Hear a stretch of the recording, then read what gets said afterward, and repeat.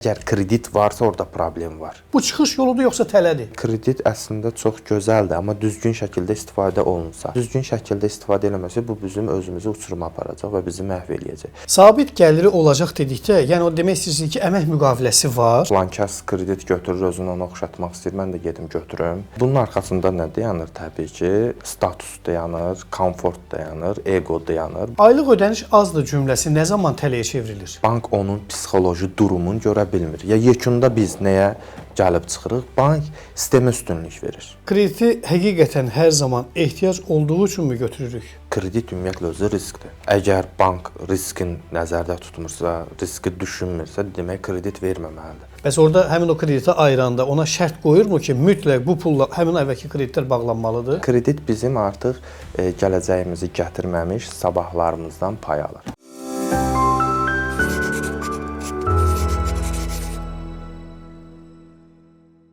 Hər vaxtınız xeyir, hardan başlamalı efirdədir. Bu dəfə qonağımız kredit üzrə ekspert Şövqi Ağazadədir. Şövqi bəy, xoş gəlmisiniz. Hər vaxtınız xeyir, xoş gördük. Şövqi bəy, krediti həqiqətən hər zaman ehtiyac olduğu üçünmü götürürük? Demək, Urfan bəy, iki tip kredit götürülür, iki halda kredit götürülür. Həqiqətən ehtiyac duyulanda, həqiqətən ehtiyac duyulan kreditlər, təhsil krediti nəzərdə tutulur, sağlamlıq üçün olan kredit, ipoteka krediti, ev almaq istəyirsən, biznesi artırmaq istəyirsən, gəliri artırmaq istəyirsən, nəzərdə tutulan kredit.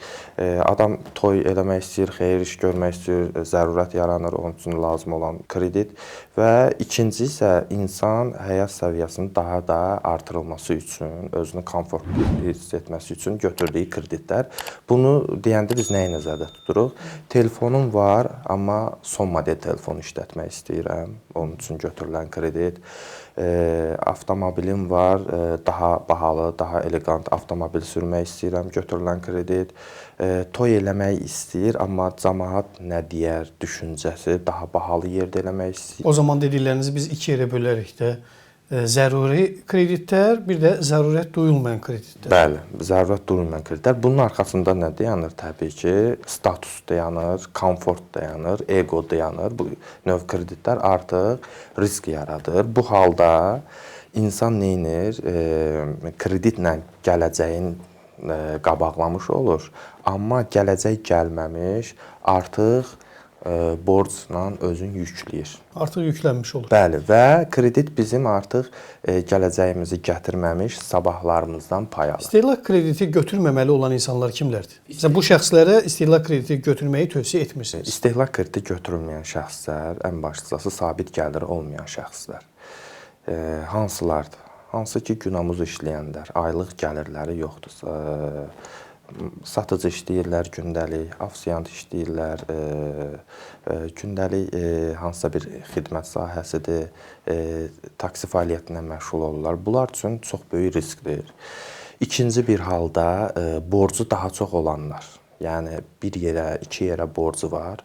Bunun üçün artıq o psixoloji bariyeri aşıb. İnsan psixoloji bariyeri aşıb. Üçüncü, emosional kreditlər, yəni emosional qərarla verilən kreditlər. Bunu deyəndə biz nəyi nəzərdə tuturuq? Yəni əsəbləşib gedib qərar verir, yoxsa hissə qapılır gedib kredit götürür? Xeyr, trend, yəni trenddir. Kimlərsə kredit götürür. Filankəs kredit götürür, özünü ona oxşatmaq istəyir, mən də gedim götürüm. Endirimlərdir, gəlin yararlanın. Onsuz da xırda kreditdir, gedim götürəcəm, ödəniş eləyəcəm bu formada. Bu aylıq xırda ödənişlər yığılır və artıq onun üçün bir risk yaradır.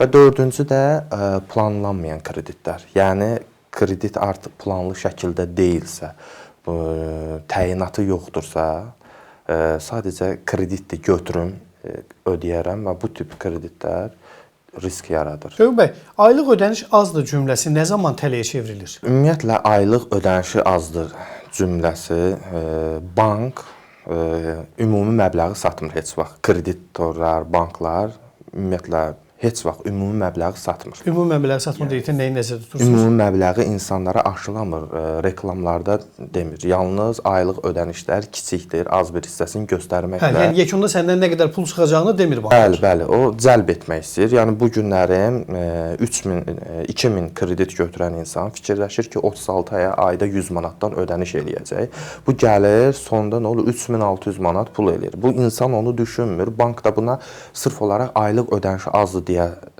satır məhsulunu. Mən 2000 verirəm, ayda 100 manat ödəyəcəksən. O qədər də çox deyil. Bəli, və bu insan da fikirləşir ki, 100 manatdır da ödəniş eləyəcəm aylıq, amma düşünmür ki, bu 3 il 4 il bunlara pul ödəniş eləyəcək də, buna artıq yük yaranacaq. Və bu gün tendensiya elədir ki, bir yerdən kredit götürülmür də. Yəni insanlar 3, 4, 5 yerdən kredit götürür. Aylıq ödənişlər hansı ki az olan hissələr, bunlara o qədər psixoloji təsir eləyib. Yəni bunun fikirləşmədən, fərqinə varmadan götürürlər və də bu onlar üçün də çox böyük problem və risk yaradır. Bu eyni zamanda həmin o kreditorlar tərəfindən də düşünülmüş bir məqsədli şəkildə atılan addımdır, düzdürmü? Əlbəttə ki, yəni sözümün əvvəlində dediyim kimi, çünki bank əgər əsas məbləği satsa, kredit satışı eləyə bilməz. Ona görə ilkin olaraq aylıq ödənişi önə verməlidir ki, müştəri cəlb eləyə bilsin. Bir qədər əvvəl də qeyd elədiniz ki, məsələn, az kreditlər yığılır, amma yekunda ayın sonunda baxır ki, böyük məbləğdə krediti var. Məsələn, bir ay ərzində 200-300 manat kredit ödəyir. Halbuki onların hər biri 50 manat, 40 manat civarında da və belə-belə yığılır. Və bir çox hallarda biz görürük ki, krediti olan insanlar gedib yenidən kreditə girirlər ki, əvvəlki kreditləri bağlasınlar və bununla da sanki çıxış yolu axtarırlar. Bu çıxış yoludur yoxsa tələdir? Bu ən təhlükəli kreditdir. Buna referans deyilir. Yəni bir borcla digər borcu bağlamaq getdikcə özlərinə çox böyük bir tələ qururlar. Yəni bu bir piramidadır. Referans hansı halda məntiqlidir? Faiz azalırsa, borc müddəti azalırsa və ümumi məbləğ əgər azalırsa, o halda həqiqətən borclu üçün məntiqlidir. Əks halda necə olur? İnsan 5 manat borcu varsa, bu 1 ay, 2 ay özünü rahatçılığa çıxartmaq üçün gedir digər yerdən 7 manat götürür. Digər daha yerdən 8 və bu getdikcə baxın Urfan bəy yüklənir və gətirir insanın belə deyək də mənəvi, ümumiyyətlə bir maddi, mənəvi çox böyük yüklənməyə gətirib çıxardır. Yəni bu təkcə çıxış yolu deyil deməliyik. Orada rəqəmlərə baxmaq lazım. Bəli, rəqəmlərə baxmaq lazımdır. Müşahidələriniz nə deyir? Adətən hansı mənzərənin şahidi olursunuz? Tələyə çevrilir yoxsa çıxış yolu ola bilər? Bugünkü gün tələyə çevrilir. Bəli, əksəriyyət çoxluq təşkil eləyir ki, insanlar kreditlə borc bağlamaqla özlərini daha da çox böyük risklərə atırlar. Baxın, bir neçə krediti var vətəndaşın, ödəyə bilmir və yaxud da ki, çətinlik çəkir, yaxınlaşır hansısa bir kreditora, bu bank da ola bilər, bank olmayan kredit təşkilatı ola bilər və ora bildirir ki, mənim 3 kreditim var, çətinlik çəkirəm ödəməyə, siz mənə kredit verin, mən onları bağlayım, ancaq siz ödəyim. Müəyyən mənada həmin o krediti sonradan o müraciət olunan yer anlayır ki, bu adam kredit verməyə çətinlik çəkir. Yəni bilir ki, ödəmədə çətinlik çəkir, bilə-bilə onu kredit ayırırmı? Ümumiyyətlə belə deyək də, bank bu halda emosiyalara görə qərar vermir. Nəyə əsasən qərar verir o zaman? Bank nəyə baxır? Kredit tarixçəsinə baxır, borclunun, gəlirinə baxır və skorinqinə baxır. Əgər bu adam 4 yerdən, 5 yerdən kredit götürüb hal-hazırda kredit tarixçələrində gecikmə yoxdursa, bank ona kredit verə bilir.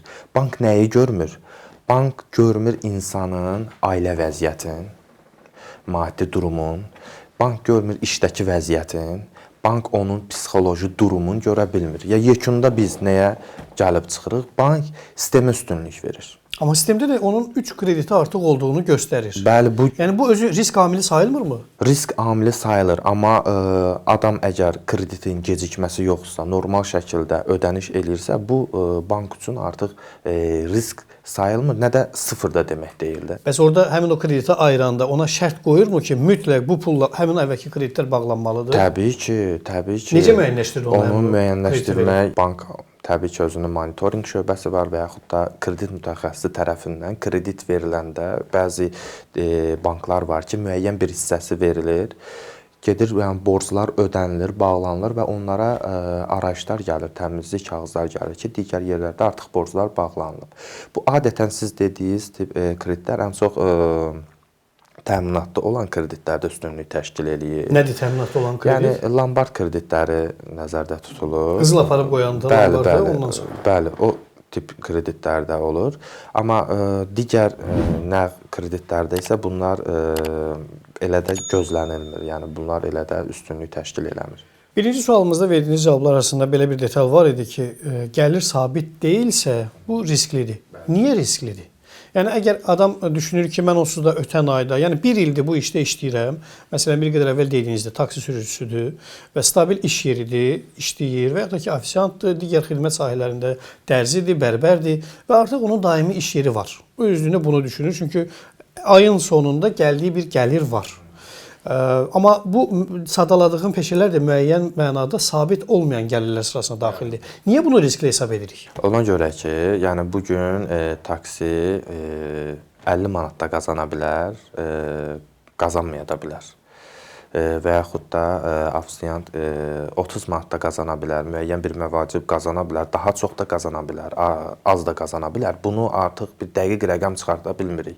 Amma sabit gəliri olanlar, aylıq maaşı olanlar isə rahat bilinir ki, bu adam hər ayın sonu filan qədər əmək haqqı alacaq və o əmək haqqının 3,1 misli qədərində bank kredit ayıra bilir. Sabit gəliri olacaq dedikdə, yəni o demək istəyirsiniz ki, əmək müqaviləsi var. Bəli. Və ay maaş kartına pul oturulur, rəsmi maaş oturulur. Bəli. Ona görə bank rahatdır, ona görə o risklər sıfıra enir, krediti verir. Əgər həmin o dediyimiz xidmət sahələrində çalışan insanlar da vöhün əsasında, yəni vergi ödəyicisi kimi, onlar da dövlətə vergi verirlər, sosial ödəniş edirlər və onların da gəlirləri sistemdə göstərilirsə, vöhünə olan insanlara da kredit vermək bu cür asan olurmu? Yanaşma necə tətbiq olunur? Xidmət sahəsinin ümumiyyətlə fərqlidir. Onlar kiçik xırda sahibkarlar gedir təbii ki. Artıq onlara sahibkar kreditləri ayrılır, xırda mikro kreditlər ayrılır. Bu zaman da təbii ki, gəlir hər hansı bir biznesidir, xidmət sahəsidir, mütəxəssis tərəfindən biznesinə baxış keçirilir. 1 ay, 5 ay, 6 ay ərzində yenə də borclunun dediklərinə əsasən, heç əgər qeydi varsa qeydlərinə, yoxdursa dediklərinə əsasən ümumi bir ortaq gəlir çıxardır və o gəlir nisbətində aylıq ödənişin yenə qeyd etdiyim kimi müəyyən bir hissəsini keçməmək şərtindən kredit ayrılır. Məsələn, bankdan bank kartının çıxarışı tələb olunur ki, yəni ay-bay nə qədər oturulub, hesabına baxılırmı, necə olur? Çünki dəfələrlə olub ki, vöhünə olan insanlar kredit almaqda çətinlik çəkdiklərini dilə gətiriblər. Bu günlərin məsəl bazarda işləyən insanlar var. Onlar alış-veriş etdikdə heç bir qeydiyyat yoxdur. Yəni bank kartından istifadə eləmirlər təbii ki. Gündəlik xırda ticarətlə məşğul olurlar.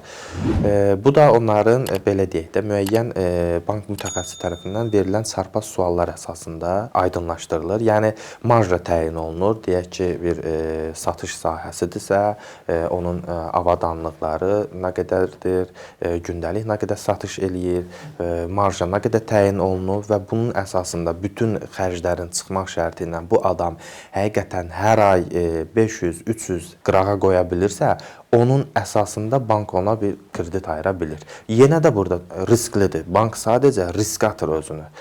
Burada indi əvvəllər var idi ki... Sevmir bank özünü risk atmağı. Yəni, nə dərəcədə bu real məsələdir? Çünki biz baxırıq ki, banklar minimum risklə hərəkət edirlər. Yəni, onları özləri risklə atırıq dedikləri belə düşünmürəm ki, orada qazancı düşünmürlər.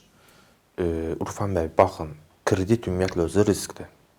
Əgər bank riskin nəzərdə tutmursa, riski düşünmürsə, demək kredit verməməlidir. Bank risklərin hər bir şeyi düşünür, lakin sıfır deyil.